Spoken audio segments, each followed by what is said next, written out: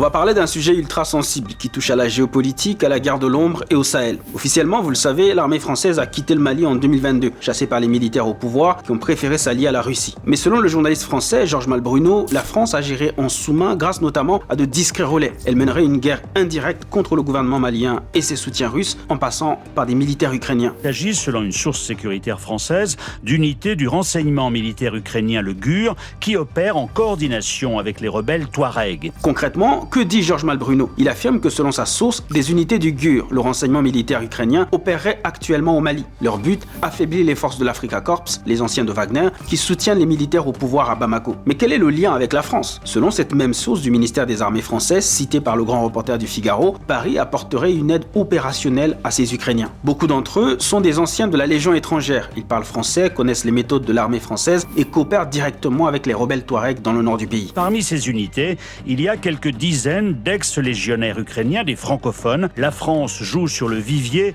des nombreux militaires ukrainiens passés par notre Légion étrangère. Et c'est là que ça devient complexe. Ces rebelles Touaregs du FLA, le Front de libération de l'Azawad, pour gagner du terrain, se sont alliés à des groupes armés liés à Al-Qaïda. L'objectif commun, renverser le gouvernement malien et chasser les Russes. Le problème, c'est qu'en aidant les Ukrainiens qui aident les Touaregs, la France se retrouve indirectement dans le même camp que les groupes comme AQMI, qu'elle considère elle-même comme terroristes et qu'elle a combattu pendant 10 ans avec l'opération Barkhane. Pour Paris, c'est une hiérarchisation de l'ennemi. La priorité actuelle, selon Georges Malbruno, c'est de faire reculer l'influence russe en Afrique. Ce qui est frappant, c'est que ces révélations viennent confirmer point par point les accusations des autorités de l'AES, l'Alliance des États du Sahel, Mali, Niger, Burkina Faso. Depuis des mois, Bamako et les renseignements russes dénoncent un jeu trouble de la France. Interrogé par RTL, le ministère des Armées français est resté très vague. Il reconnaît à demi-mot que des anciens légionnaires ukrainiens sont repartis servir leur pays de la manière qu'ils jugent utile, mais refuse tout commentaire supplémentaire. Pour résumer, la France, bien que chassée physiquement du Sahel, utiliserait l'expertise ukrainienne comme bras armé pour reprendre la main face à Moscou, quitte à flirter avec des alliances très dangereuses.